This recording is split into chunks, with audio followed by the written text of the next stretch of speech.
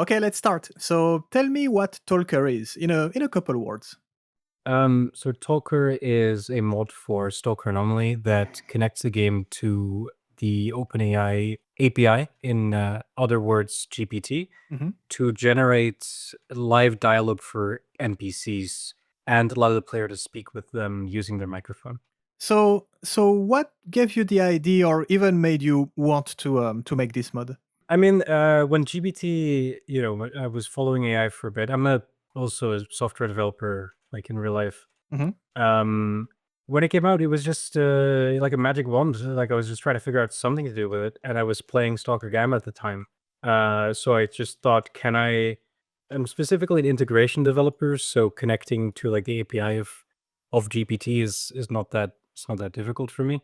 Okay. Um, and I was like, can I do this? And I could. And then sort of it became a blur from there, from like, can I add this feature? And I could. So it was just, I was very happy to find a way to use AI because it was just such an interesting tool. And Stalker was perfect because it had this text based dialogue, a very open, kind of generative world that lacked a little bit of interaction with NPCs. Mhm. So it all just kind of came together at the right time. Then small experiments turned into the mod. Okay, that's interesting because as a very not technical person, I wanted to ask you, can you explain me like I'm five, basically how the mod works exactly, how it pulls information from the game, from the engine and everything? Yeah, so the mod works with, well, on one level it's a standard mod, which means that it's a bunch of Lua scripts which are ingested by the game and ran on top of its active script. So it's like that part is a pretty standard mod. You add Lua scripts. The One of the things you can do with Lua is you can use binaries, which is compiled C. So in other words, I can tell the Lua to interact with a different program that I can add to the mod files. Sorry to interrupt, but what's the Lua It's exactly? so Lua is a scripting language that is very popular in gaming, and it basically interacts with the Stalker engine. Oh, The okay. Stalker engine is written in C, Mhm. but Lua is made specifically to interface with C. So it's kind of like a easier to write scripting language that they put on top of the more core game engine. So that's the Lua in this case. Does that answer your question? Yeah. I was actually wondering because when I was playing, I mean, I noticed that the NPCs can notice your general location, who you just killed, like the mutants, the anomalies, the weather too, and Yeah, that's they the always talk about the weather. It's just they yeah, just love mentioning the weather. yeah, exactly. Like Um, as soon as it's raining, for example, they cannot let it go. They will like put the rain into every sentence, pretty much. yeah, I've literally sometimes injected in the first version. I would inject a random trans prompt to also say, "Don't mention the weather," because it was just so bad. Uh-huh. But so what happens in the current version of the mod? Like, you're walking around the game, and like many scripts will register to a trigger, meaning that the script will basically announce once it's being set up during when you load the game. The script will tell the game, "Hey, when these things happen, I would like you to tell me, so I can activate." So that they can just subscribe to events, let's say. And in the case of Can you give me some examples of what these events can be? So we said like it's the weather, for example, but it's a very large list of triggers, and I'm not using all of them. But a very obvious one is if a character gets killed, that activates a trigger, and any script that will listen to the character killed trigger will then get a warning, and then they can start doing their thing. But also when the player interacts with an anomaly, when the player enters an area, there's a very large list of possible triggers that the mods can react to. Mhm. And then when one of those triggers that talkers specifically subscribe to happens, it will basically scan the area around the player and create an event. And an event is like a little bit of data that just has a description of, well, we're in this area, and these characters are nearby, and what just happened is that this character just killed that character, and some more details are added to that little package of information, and that's a single event. that gets sent to more Lewis scripts and gets just saved in your. It gets saved in memory. In the long term, gets saved in your game file, your game save. So there's the mod keeps track of a long list of events, which are like objectively things that happened. This thing, this character killed this character here, and these were the witnesses. Keeps track of a long list of that. Every time an event happens, there is a random chance that somebody should respond to the event. I think it's like just a flat 25% these days. I had a much more complicated calculation, but it turns out that it's not noticeable. So it's just like a percentage chance that somebody's going to react.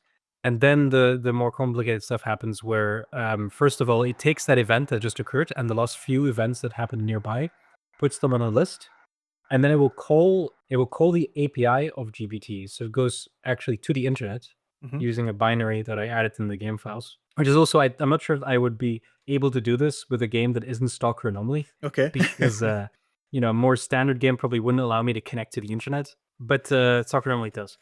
So it sends already to GPT to a cheap version for Mini. It sends it uses those events to say, well, these things just happened recently. Who should speak? Because one of the things in my third rewrite was I wanted to open conversations where anybody can react to any situation. And the only way to calculate how that was going to happen, I couldn't figure out like any algorithm that can conclude when somebody should respond to something. It's actually really complicated.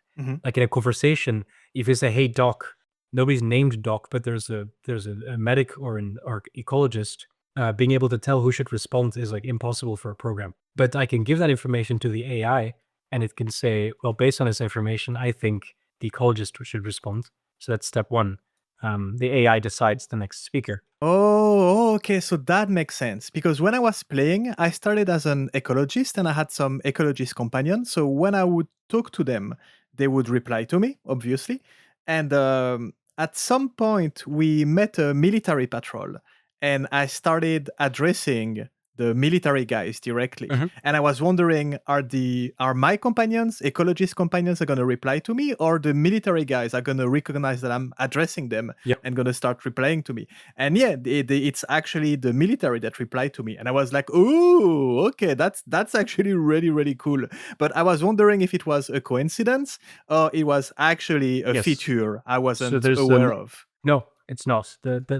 That was a very significant feature for the third rewrite. Okay. It's now the AI itself decides who should speak, because that's the only way to really get a very dynamic and realistic responder there, right? Because you address the soldiers, the AI was actually given a first prompt where it was chosen to pick the speaker, and that's how the bright people responded there. So that's step one. Step two is for the speaker, based on how long we get all the events that involve the speaker that happens ever. So it's a list of every single event that the speaker was a witness to. Oh, okay. 'Cause So we track that those makes and sense. keeps a memo. Sorry, I'm cutting you off. Yeah, because I was rereading the very first emails you sent me, like maybe like a year, 2 years ago, and you were telling me that you were planning on having like this memory implemented for the NPCs, and I was wondering if it was there. Yeah, that was the second rewrite. Okay. So they have NPCs all have a fully long-term memory. And the way it works is that so the game keeps track of all events, and then should somebody be selected for speaking, it takes all the events that involve this character and will first compress them if it's too many events. So it will basically take the list of their events and send them to the cheap GPT model and say, just make a summary of this. And so that becomes a memory of the character. Oh, okay. So it's a way to prevent, because the dialogue request is the one that uses the most expensive model. And to make sure that one isn't too big, I basically use that compressed memory to then send it to the generation model. So the third step, it might not need to compress the memories, kind of depends on how many events that character has witnessed recently. Okay. But the third step is then to the generation model, a third API request is sent that says, well, you're this person in the stalker setting, and this is your personality. By the way, the game generates personalities per character and just keeps them permanent. Oh, okay. That's funny because that was actually my next question, but we can dive into this after. So yeah, we'll diverge there. So it tells the GPT, the dialogue model, So it's an expensive smart one. This is who you are. You're in the stalker setting. This is what happened recently nearby. This is your memory. And this is what just happened. Write a dialogue based on this thing. And the response comes out with a sentence of dialogue. Mhm. And that gets added to the game. It gets shown on the HUD, and it becomes a new event. And whatever a character speaks, that by itself is a new event that gets added to the event memory. So that means that every time a character speaks, a person can respond to it because it's basically treated the exact same as an event. That makes sense? Yeah. That makes total sense. I actually didn't know that you use different models. Yes. So depending on the complexity of the task, you will use like a different model to Yeah. do it like more effectively, pretty much. That's actually okay. That's actually super interesting because I saw in the options of the mod that you could pick which model you want to use. Yeah. And I wasn't sure exactly if it was making like a difference or what part of the mod it would influence, pretty much. So the model selection you currently have is for the dialogue model. So picking the speaker and the memory compression are locked to the cheapest model Mhm. because those are they're very frequent and they will be very expensive to do with any other model, and the models are good enough at doing that job. Oh, okay. But you could pick the dialogue model, and your choices there are currently it's either GPT-4 Turbo, which is the older model. It's now considered legacy. But honestly, when I use it, it was a better writer than GPT-4o. It was a little bit more witty. It was a little bit more in universe. It was actually a better writer. It was very funny. Like it was actually really good at making kind of funny banter. But 4o, they kept on improving 4o, and it's now so much cheaper that it's the Turbo is like a luxury model, and 4.0 is also much faster and smarter. So 4.0 is like the legacy, and then there's 4.0 Mini, which is the one I use for the other requests, which is absurdly cheap. It's like 20 times cheaper, I think, than 4.0, if not 100 these days. It's so cheap that if you use it, you put like $3 in it, and you'll never spend it. But the dialogue quality will take a nosedive. It's funny that you mentioned that because so far I haven't changed the models. I'm using the default one, so the 4.0 version, and I've been tracking my usage just to see how much it's going to cost me to run the mod. And I think I'm at like 3 cents an hour on average, which is Oh, nothing. really? That's good. That's very good. Like, I wasn't really sure what the pricing was these days. Yeah, I've been keeping an eye on it since the beginning because I know some people are going to want to know exactly how much it costs to run, and it's very, very little. It's funny that like the development of the mod took so long that the models that were available when I started or were completely different and much more expensive. Like literally, the current version of Talker would not have been possible to develop when I started because I would not have been able to get a cheap enough, fast enough model to do like dialogue, like speaker selection. It just wasn't possible. And I send much more data now than I did at the start because it was way too expensive. But it got so much cheaper. Like there were every couple of weeks, especially in like 2024, there was like every couple of weeks, I would get an email from OpenAPI saying like, we just made the 4.0 model 50% cheaper and twice as fast. I was actually wondering because remembering the early versions I tried, maybe like a year and a half ago, and comparing to now, it feels so much faster and so much more responsive. So I figured that you did some stuff in the background, pretty much in the code, to make it more efficient and faster. But so the models became much faster too, apparently. It's mostly the models because honestly, I'm throwing more stuff at them than in the past. Okay. So just the models got faster and faster. Actually, it makes me think. I want to go back a little bit on what we were saying because you mentioned that you went through 3 different rewrites of the code, and I'm really interested in the whole process, in the whole development process. So, can you expand a little bit on what exactly you did on each rewrite? What were the purpose? Was it to be like to improve things, to add more features, to be more efficient? Just the reasons behind like these different steps in the process. Absolutely. Technically, it was 2 rewrites because there was a first version and then a second version and a third version. So the first version was just all experimental improvisation. Mhm. It was just like, can I connect it to the internet? Yes, I can. Also, funny side story. This might not be safe for YouTube, but the reason I was like checking around Stalker mods to see has somebody been insane enough to connect to connect this game to the internet yet. Uh-huh. And a few modders, I was asking around, and modder says yes, actually there is a mod, kind of an infamous mod that uses internet connection. Okay, like why is it such a strange case? And I was linked to the mod, and it was the Stalker Anomaly Buttplug mod. It uses a Polnet binary to connect to basically a WebSocket connection to do like I think it's a WebSocket, to like basically a data stream type connection Okay. to connect the game Stalker Anomaly to a adult toy that was radio controlled and would respond to events in the game with the strength of the setting. Out of all the games you can pick to do something like this, like why Stalker Anomaly? Stalker Anomaly, right? Yeah, that's really what I think about when I digress. But so yeah, I read a lot of that code because I needed to figure out how it did its connection to the internet. So I read a lot of Anomaly buttplug code. I still remember that the highest setting for vibration was when an RPG was fired. Obviously. And it responded to like individual anomalies, damage, and the recoil of weapons. So yeah, so I took when I figured out how it worked, I took the Polnet binary, which is like a little extra program. I had to get the latest version of it from. So you're pretty much telling me that without this buttplug mod, Talker wouldn't be here maybe today, right? Yes, there's actually the creator of the mod is credited in the credits. I think it says something like who boldly went where no Stalker mod had gone before. Okay. So it might not have happened because that person was the only one I think who figured out how to make a working internet connection. I still had to write it in a different way using a newer version of Polnet. Mhm. But without it, I never would have realized that it was possible because it seemed like such a long shot.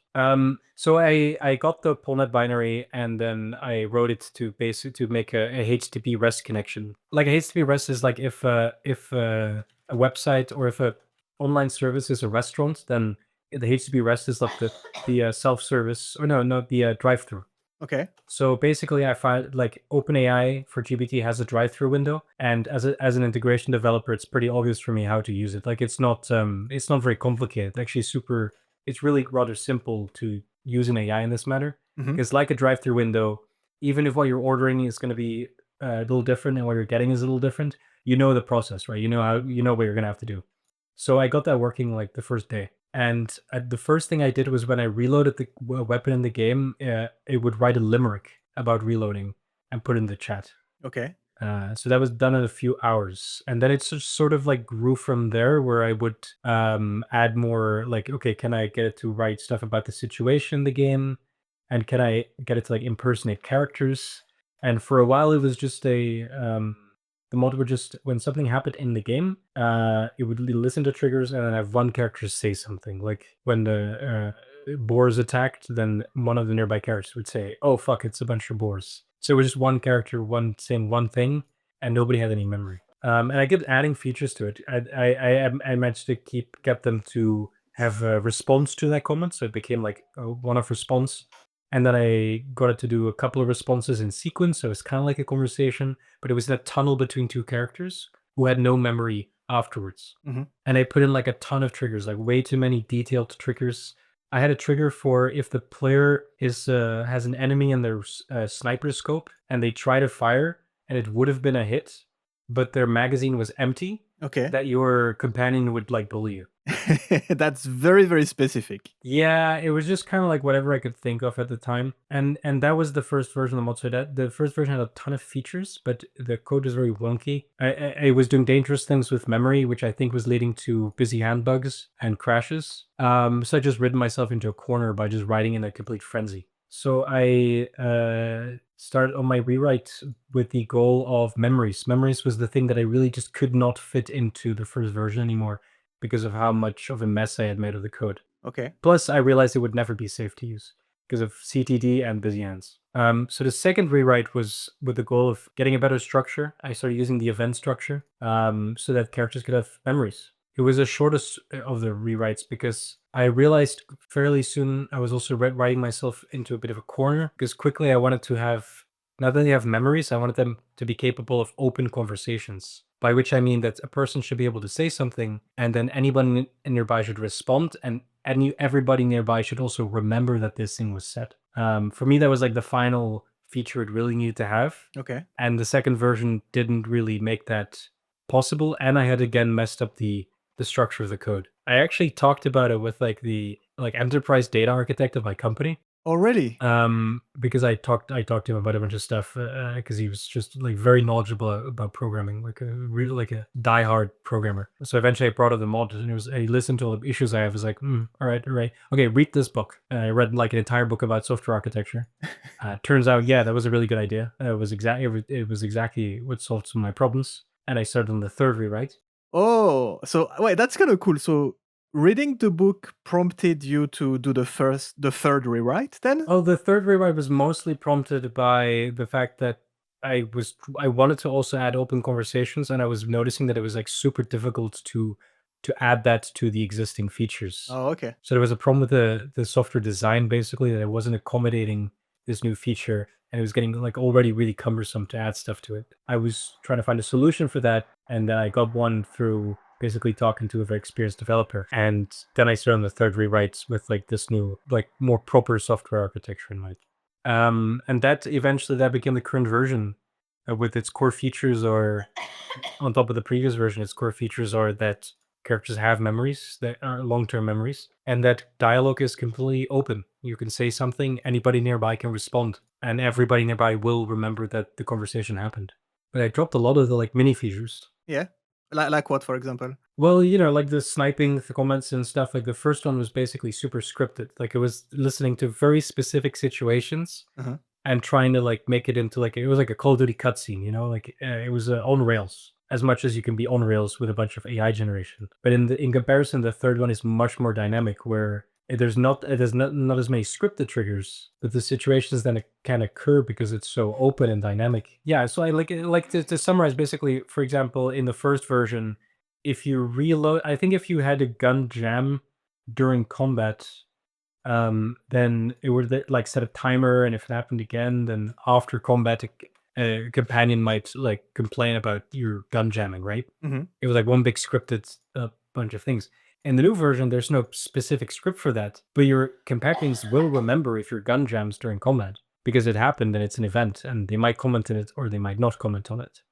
And the way I understand it, so on top of this, on top of these basic events, like every faction, for example, is gonna have like a specific personality. Like you added some traits to everyone, right? Yeah, that was actually already in the first version. A simple. I just added a very simple feature, like it detected the faction of the character, Mhm. and just added like a single word or like a few words to the prompt. Like say it in this way, say it in an aggressive way, say it in a ecologist way, Mhm. and suddenly all their dialogue was very very flavored and very different from each other. You could immediately tell when an ecologist was speaking versus when a bandit was speaking, and it was really amazing to get suddenly like an eightfold increase in the variety of the dialogue by adding 3 words. When if you had to do that with a regular dialogue mod, you would have to rewrite every single line of dialogue for every single faction. Yeah. When I realized that, I was like, okay, what other variants can I put in here? Because every single one of these is going to add to the versatility a lot. Mhm. So I decided to add a simple personality system where basically every time a character is generated, the mod also picks a personality for them, and that gets assigned to them for Oh, so on top of their faction, everybody has their own personality then. yes, unique personalities. Yes. Ah, The faction, okay. there's actually, for some factions, the personalities are picked from a faction list. So there are generic personalities, and then there are the personalities that are more distinct to a faction. Okay. Like bandits have more of a chance to have a shitty personality, basically. Mercenaries have more of a chance to be like greedy, and they can also be from specific countries as part of their personality. That just kind of generated when the character occurs, and it's remembered for them as long as your save lasts. So they always, if you pay attention, you'll notice that your companions or characters you encounter, they might always kind of speak with the same kind of quirks. Mhm. Be nervous or be very rude or be very philosophical. They'll be consistently with that. So I have a rough idea of the timeline since the first time you contacted me, but so how long have you been working on the project so far? I'd say about 2 years. Not 2 years of continuous working on it, but I think 2 years is when I started 2 years ago. Yeah. And so far, everything you explained is pretty straightforward for for someone that knows what they're doing. But is there any challenges you had, like some like hard technical stuff you were butting your head against or something? I mean, every time a rewrite happened was because of a technical challenge so big that the current code couldn't continue. So I guess the technical challenges, a lot of them were self-made by basically just not paying attention to the architecture of the mods, like taking it seriously as a project that needed proper architecture. Because when you don't do that, you end up building a program that can't be. You build a Jenga tower, and every time you try and add to it or remove something, it gets less stable. So you write yourself into a corner. But those were like kind of my own shortcomings.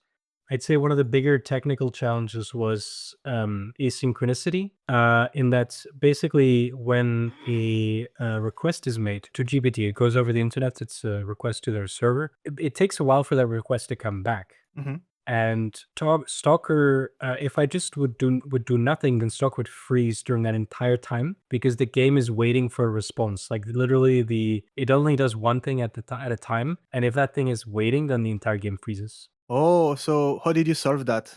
So I had to make a system where it would send out that request and then completely stop the current execution of code and just use like the event system in the game where you can make like dogs appear in 1 hour. Okay. I used that but instead of like 1 hour, it was like 100 milliseconds to continuously check the sockets for a response from the server and then activate like a full new function. Basically, it took a little bit of finicking to get the game to not freeze while requests were being sent out, and that added a lot to the complexity of the code.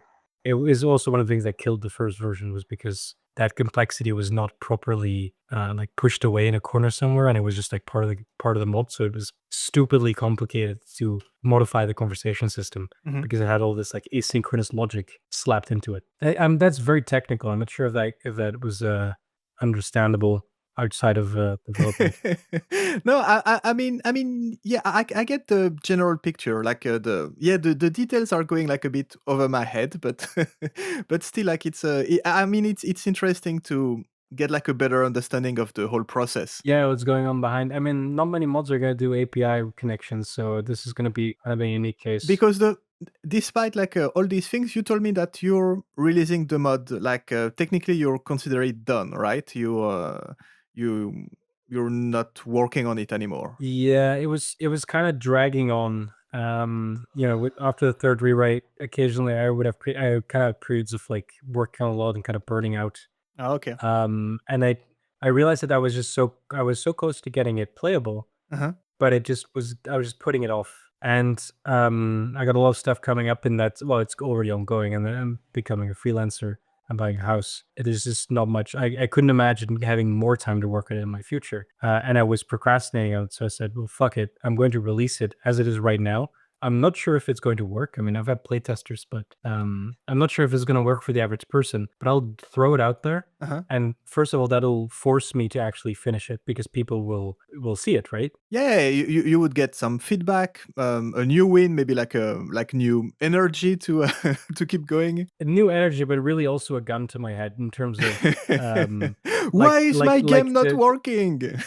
yeah, I mean people were super nice. Why Like does it keep I was crashing? actually kind of nervous about the reaction Mhm. that like because it had flaws and it might be difficult to install. I was quite nervous how people might react, and everybody was like, "Oh, this is super neat." Nobody would had any like was mad that it was like like not working immediately or difficult to install. So the reaction was actually very very understanding, but also just I know that once I threw it out there.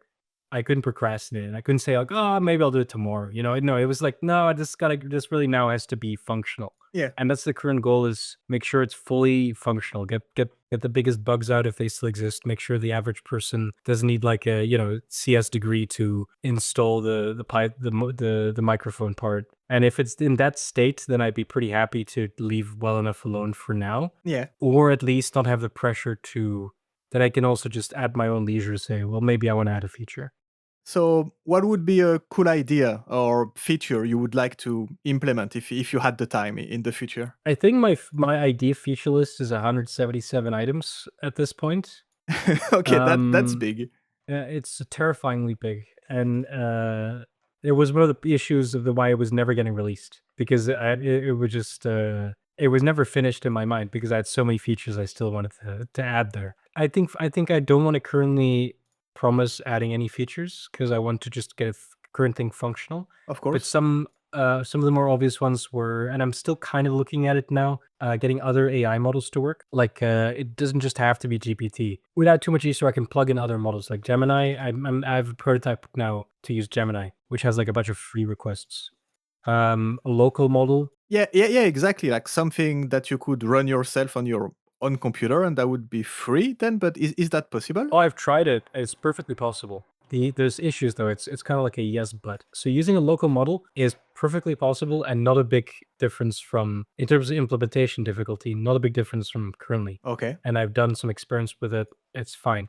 The main issues are that local models are still just really, really expensive for a computer. It's not expensive in terms of money, but Yeah, they're very hungry in terms of performance. yes, they are absolute RAM hogs, Uh-huh. and they like to use GPU to do their processing. So you're going to have your first problem is you're going to have this thing which is an absolute like processing eater compete with your game while you're playing it. So you would need a pretty beefy computer to do that. Yeah, you're gonna have to pick one. Either run the game correctly or run the model, right? Well, I think there's some threading thing, like Stalker is very single threaded. I'm not an expert on the machine part there, so it might be that it doesn't compete because of how Stalker already uses limited resources. Uh-huh. But you're still going to run the secondary issue, which is that currently available models that you can run on your computer are going to be a little too dumb for a good experience there. Maybe with like heavy fine tuning and like a lot of prompt editing, you could get something serviceable, Hmm. but you're still basically going to be kind of just at the edge of what's acceptable. Yeah, I mean, on paper, it's kind of obvious. Like you don't really want something super GPU intensive while you're trying to run a game parallel to it, pretty much. Yeah, it depends on how nicely they can share the resources to some extent because Stalker's quite old, so it might not use the full extent of your computer's resources. Hmm. But you're still gonna run into the limitation that just like I've tried some of the heavier models, like 32 gigabyte models. They're not really comparable to the models you can get on like online services in terms of intelligence. Oh, okay. I thought with the bigger models we could get something at least kind of equivalent. But we're not far off. Like I'd say, 3 more years. Okay. If you have a pretty decent computer, you'll get models that are perfectly capable of being a replacement for an online model for a mod like this, and then it's just free. Especially if you can fine tune a model, so you can basically retrain models a little bit, called fine tuning. Hmm. You take one of their versions and you train it further on a more specific task.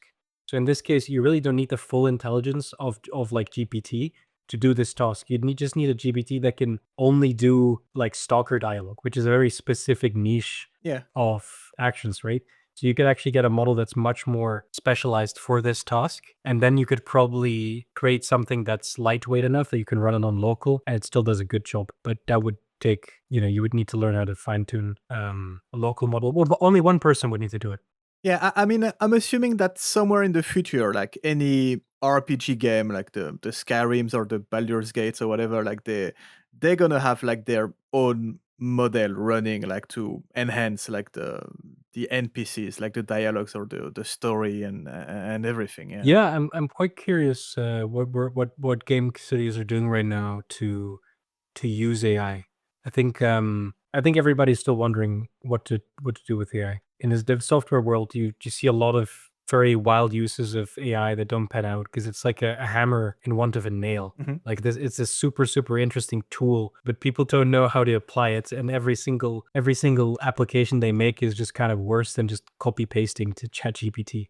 Yeah, but I mean, for the mod for Talker, like this is actually like a use of AI that allows you to do something that you couldn't do before. So I guess that would be like a a good one. Now, it's funny because I was thinking about this when I was playing yesterday, testing the mod, I was thinking about like, yeah, I'm sure like other studios, like people are working on this for like future games for sure. And I was like, it's kind of crazy that we have this for Stalker now, pretty much.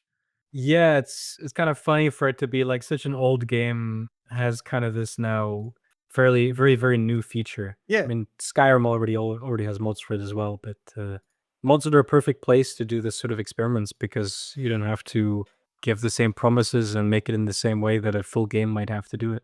Yeah, and it's super interesting because I'm not a big role playing person, and to be honest, like if you didn't contact me, it's not a mod I would have been like really interested into. I think, but just like testing it out, like it's really, I'm really really getting into it. Like I'm starting to like talk to all my companions, like making comments, trying to like gaslight them or like do.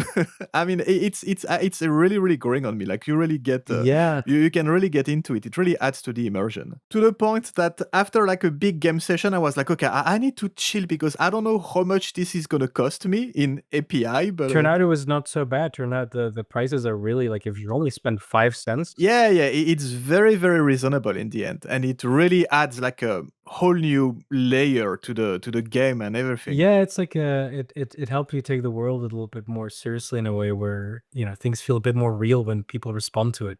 Especially the memory adds a lot to that. Did you? Because do you remember you also tried the first version just briefly? Yeah. Not sure if you remember how if it felt very different in terms of the memory and stuff being there now. Oh yeah, yeah, definitely. I think like the first version, it was like a nice party trick in a way.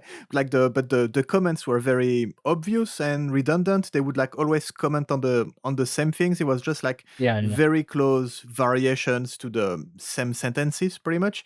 And right now, it feels like a much more organic. It's I don't know, like I get surprised very often by what they tell me. I'm like, where does it come from? Or like how do you remember this? And Do you remember any like surprising ones that were surprising? I mean, I remember you mentioned the military guys responding when you didn't expect it. Remember anything else? yeah, like I was saying before, I'm not a big role playing person. I think because I'm a bit shy, so it doesn't really comes natural to me to play a character, for example. So I was thinking of ways I could like make scenarios in my head of things I could tell to the NPCs, pretty much. Yeah, yeah. You need to put yourself out there a bit for Yeah, it. yeah, yeah, exactly. It doesn't really come naturally to me. So I decided, you know what? I'm gonna pretend I'm a rookie. I just arrived in the zone, and I'm gonna ask every single question someone new here would ask. So I would ask like, "What's this mutant? What's this anomaly? Oh, there's like the zombie in the distance. Like, is it like a real person, or do we shoot this? Like all everything that would come through my mind." Yeah, yeah. And it turns out that they were giving me pretty good advice. Like, yeah, like, no, you shouldn't go there. Like if you do that, it's probably gonna fuck you up. Or like, oh no, no, that's not a bad idea. And they make fun of you too, which is I mean, it's still pretty hit or miss. Like sometimes you have like a dialogue with them that are like exactly like a nail on the head. Like they're absolutely perfect. Sometimes they're like a bit like I don't know, not making too much sense. But overall, yeah, it really feels like organic. It's no, no, it's really really impressive. I mean, it's pretty easy when I think about it. Like the very very first version I tried, I remember like being amused by the messages, but like it felt a bit like a gimmick. Yeah, yeah. And after 10-15 minutes of playing, I would like just ignore the messages most of the time. And now it's exactly the opposite. Like you're doing something else, you're fighting, like your companion is commenting on something, you miss the message. Like I'm disappointed. I'm like, oh no, I want to see like what he told me. Oh, okay. So and I tried to increase the duration of the messages in the options. I think it's in the dynamic news options, but like it didn't change the duration. I think is there a way to make them longer or? Yeah, so my messages are they have a separate hard-coded duration, Oh, but okay. I just added a I think I can still fit that one in. I can add a duration slider to MCM. I mean, yeah, like in a perfect world, a slider would be amazing, and everybody can like fine tune exactly like the length they want. But I think like overall, just having like 2-3 more seconds by messages would be like fair enough. So at least like you don't feel like you're missing anything when you're like busy or whatever. Yeah, I think it could be a slider, or it can be I think the first version would actually calculate a time based on the length of the sentence. Oh, okay. But then you had things fading away out of order. But I could add a little bit more time, but I think I can. I'll see about doing a slider instead. But if that turns out to be too much hassle, then I'll just extend the time a bit because yeah, people want to read it. Exactly. I mean, if we look back at the very first versions and all the improvements you did, that's the best compliment I can give you. Pretty much, is like now I'm frustrated if I'm missing and I cannot read some messages. Like I really want to know what's happening. You actually want to read it, yeah. And besides this, I think I'm trying to think about the issues or the bugs I had so far.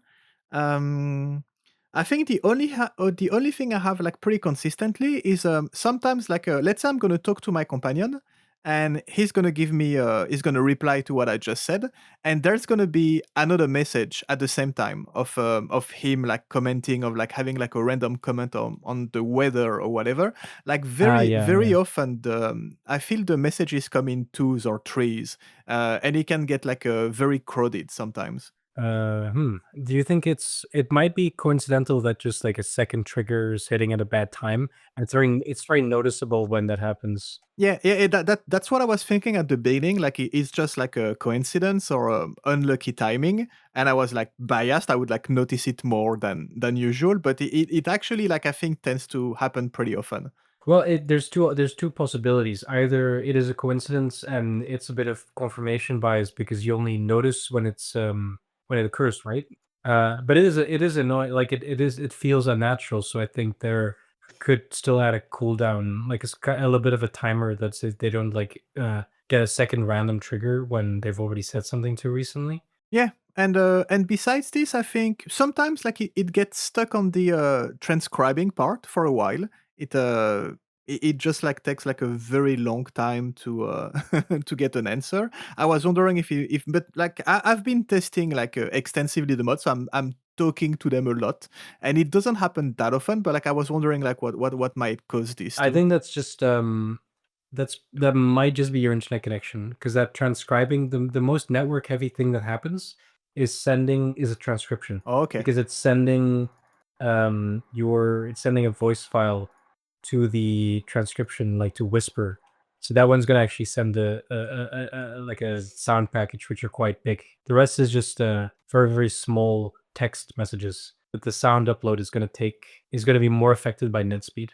So the way you explained everything so far, it doesn't look like the mod should have any big performance issues on the game, right? For the most part, it should be almost nothing because it doesn't do anything very complicated. Hmm. I think I have not tested what happens when you've had like a lot of events. I'm a little concerned what happens if you would run this mod for like a very, very long playthrough Okay. because all the events are added to a single pool, and I think it would eventually take a while to search through that pool. But I mean, that's not going to be that long. Like there's basically one like how long the event list becomes. Iterating over that to find the right events for an NPC is always going to take a little bit more time each time. I don't think I don't think anybody's gonna lose a single frame. Possibly if that run lasts a very, very long time. I don't know because it could be like what if it lasts 100 hours, and that's possible. Could be that it's only noticeable after like 200,000 hours, which is probably not going to happen. Yeah. But I guess if people notice that it stutters around the time that it's registering an event, then they can tell me because that means that their event memory is just too big. I'm not sure if that's actually going to happen. I think that's something that theoretically can happen if that thing actually becomes like 100,000, 200,000, let's say 20 million events. Hmm. But even that to iterate over for a processor in LuaJIT, like Lua, it's also specifically using a version of Lua that is very, very performance, like very, very good for performance. So I don't think it's super likely to happen. Okay, that makes sense. And I had a last question that's actually very close to something you asked me before.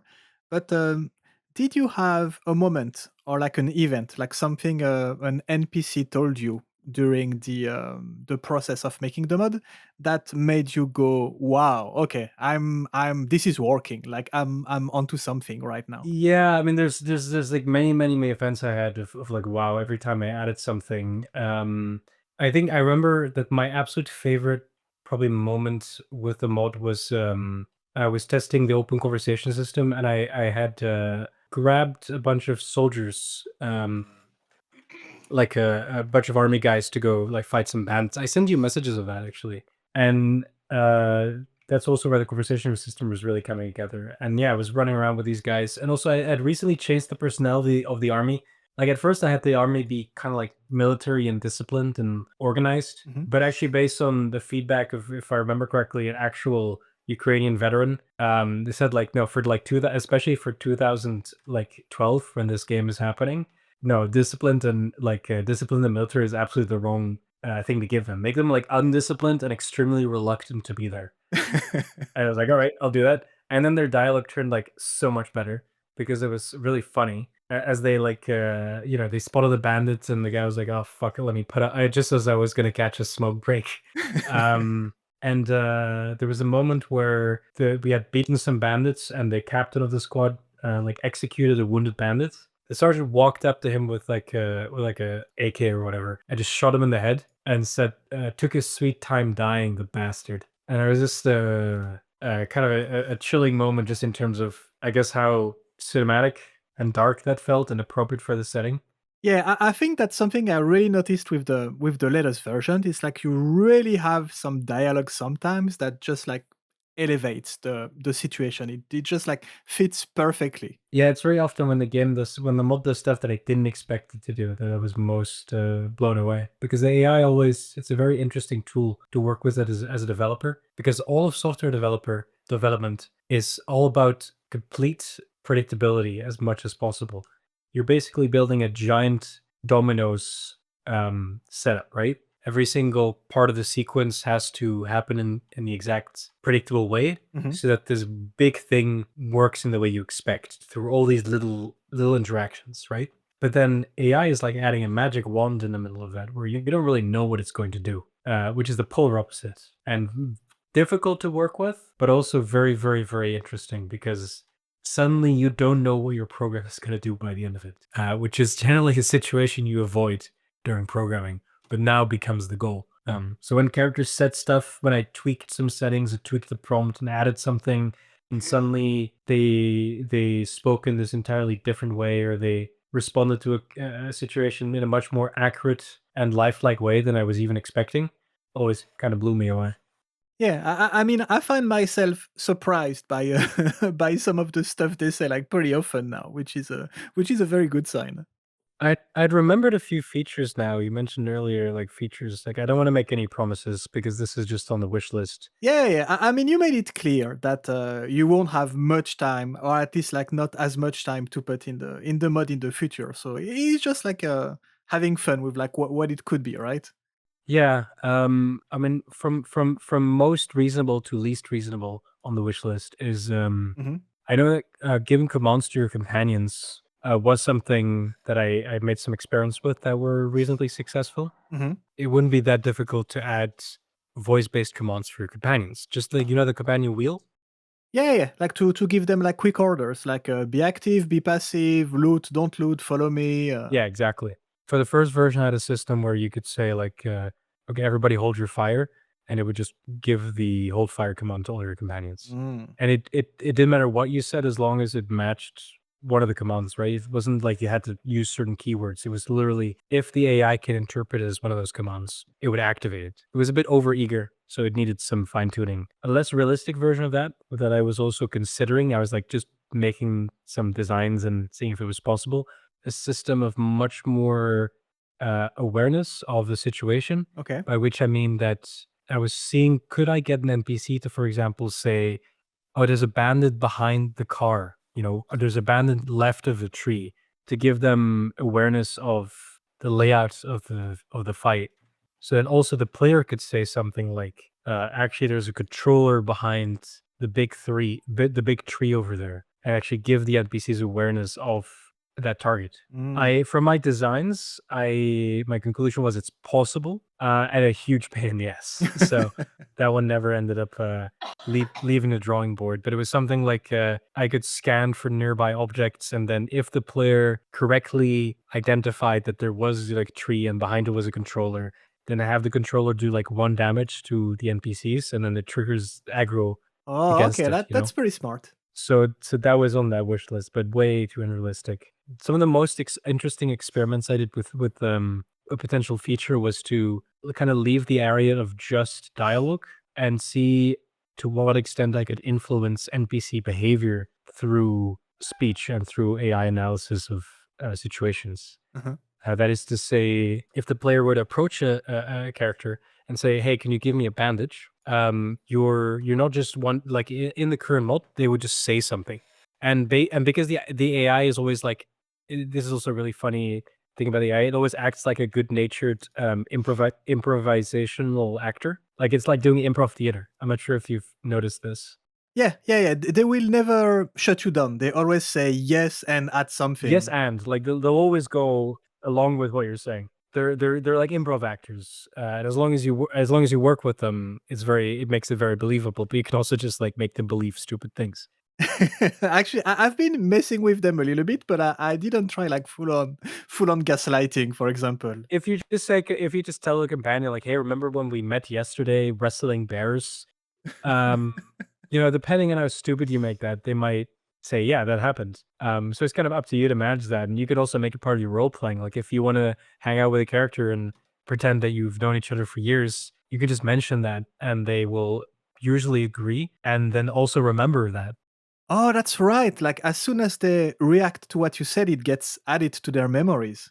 Yes, whether they will remember it long term depends on what details it considers important for compression. Mhm. But normally they certainly can remember that background story for a long time. But so the other thing I wanted to experiment with was, can I influence actions? So again, to the example of, if you walk up to an NPC and ask for bandage, currently maybe they'll pretend they give you one, but I could actually ask the AI, "Hey, should the character take actions from this list based on what just happened?" Mm. And then even ask the AI to decide whether that's reasonable, right? Because the I can give a bunch of details like, if what's the is the player wounded?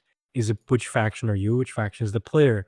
What's the current situation? Are you like in combat? And then ask the AI to make a reasonable decision on, would this character give a bandage in this situation? So what would have been like a very complicated calculation becomes simply asking the AI. And then you could have situations where, if the character is wounded and bleeding, walking up to some random guy, they might give you a bandage so they don't bleed out in front of them, right? But if you're walking up to them, you're totally fine, they might tell you to fuck off. Mhm. Or even the personality of the character might decide whether they give you a bandage. Like the really greedy guy might not, even if you're bleeding, but maybe he will if you're part of the same faction.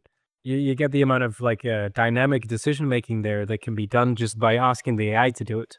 Yeah, I mean, like right now we're at the state of commenting the world, and the next one would be actually acting in the world. Behavior. But yeah, I can see that it's it sounds cool, but it's definitely easier said than done. Yeah. I could see a third, I could see a fourth and a fifth rewrite even just thinking about it. Um, I mean, it depends on how. If you want to just make like a bandage requester simulator, it wouldn't be that difficult. Yeah. The real challenge is making it dynamic. That's also what was the challenge of the second and third version, is moving from pre-scripted triggers to something that can be truly like emergent, I think is the buzzword they use for games. Yeah, Like, it comes out organically. It's not scripted or anything. well, plus if you make something scripted, you make one thing, but if you make a system that's organic, you make an infinite amount of situations. So yeah, I think that was one, and then so many silly ideas. Oh yeah, yeah. Like deciding faction relationships after a conversation. I had a little prototype there where I would like ask the AI, if you like walked up to the military and you had a conversation with them, I would ask the AI afterwards, like, how would this conversation affect the player standing with the faction? And you would take like a relationship penalty if you called them a bunch of dicks, because because they remember. So I mean, yeah, that's not a bad idea, but when I say it will never get finished if I like do this right, yeah, I mean, especially when you dive into these very, very specific scenarios and you start like writing around them, it can get. like I said, 177 features I think I have on the list here. There's one to make like controllers give you like hallucinate dialogue. Okay. So when there's a control nearby, you might see like hear your companion say stuff. that they actually didn't say. Or if you were near a controller, you would hear if you had lost a companion, like you had a companion that you've known for a while and they died, the game would remember them. And when you're near a controller, they might that companion mates might say that they died because of you and you should kill Oh. yourself. The Yeah, I'm list goes on. starting to see like it's the endless pit of potential good ideas here. You could do so much with it, but if you keep adding them, you'll first of all you'll never finish, and then you'll make something unstable because you just added too many parts. I mean, right now it's in a state that's perfectly playable and stable. So I think that's already a pretty impressive achievement. Yeah, I think just making it like a first version that feels complete, even though it doesn't have every single possible feature, but feels finished, Yeah. playable, and relatively finished is the current goal. Yeah, I mean that's what I was telling you at the very beginning. I don't think I'm the target audience for that type of mod, but yeah, it's really starting to grow on me. Like I'm really starting to enjoy it. And it's if I stop using it now, I'm Yeah, gonna I feel like mean, I'm missing out pretty much. I've had some playtesters were the audience for that kind of mod, and they just absolutely were obsessed with it. So I think anybody who wants more role playing in their game is gonna have a pretty good time. Yeah, definitely. I think anybody outside of that might still enjoy the occasional like seeing comments and stuff just to bring the world alive a bit more. Yeah, that's true because you don't need to actively interact with your companions. Like you can just let them like comment on stuff from time to time just to add a little bit of flavor. Yeah. I remember one moment. I just wanted to bring up real quick where there was like I added the faction dialogue system, and I one of the factions is the monster faction. Uh huh. But normally they don't trigger conversation, obviously. But I added like I had to put something there. So I put incredibly polite as their faction personality. And then several occasions later, I had bugs where the animals would start speaking because some trigger I'd like screwed up, and so the animals would start speaking, and I had forgotten about this like faction dialogue, and I was like shooting boars in Cordon because that's like where a lot of my testing happened. And so the boars were like very politely asking me to please like watch my watch my rifle better because I accidentally shot them, just absolutely cracking up because I had completely forgotten I put that trigger there. And a few more times afterwards, every time I would change the personality of the faction, of the animal faction or the monster faction, and the bug would happen again sometimes. And then once I made them like Spanish, which was also really funny for some reason. Like the boars would just like start speaking in Spanish at me. Yeah. I mean, as I said, I'm happy to talk about this thing forever, but I think you got other questions in. I'm gonna predict one question as the last thing. I guess I did try to do AI voice generation, Uh huh. and the two main issues were getting it to be localized inside of the game itself, Uh huh. and the bigger issue was that there is simply no AI voice generation right now that can be fast enough and make enough of an like a believable emotion in the voice Mm. to be viable. Yeah, I remember your emails from like the very first builds. You were talking about this, and yeah, the two main issues were the delays and the believability of the dialogue that was like produced pretty much. Yeah. There's the delay, and then there's the fact that it really can't do like a Russian accent Mm. very well. Like when I try to give it a certain accented voice to learn, it just completely removes the accent. It can put in a reasonable amount of emotion, but not enough for like active firefight. Like it's just not going to sound. It's just not going to sound believable. Hmm. So we're not there yet for voice generation. But I'd say give it like 2 to 3 more years. Hmm. It gets better and better and better, the voice generation. It's also on the horizon that we would have voice generators fast and emotive enough to be able to fill in the gap here and just have it be an the NPC speaking with actual voices. I mean, it makes sense. Like right now, the mod strikes like the perfect balance in, and I mean, it's very good at adding immersion. So having like a crappy voice generation that actually does the opposite and like takes you out of the story would kind of defeat the purpose. So I understand like not doing it. And be quite expensive while doing so. Yeah. I mean, anyways, I think that's it. I think I got like all the question I had so far. No problem. As I said, I'm happy to talk about my mod anytime. It's like super fun for me to talk about. So let me know if you have any more questions.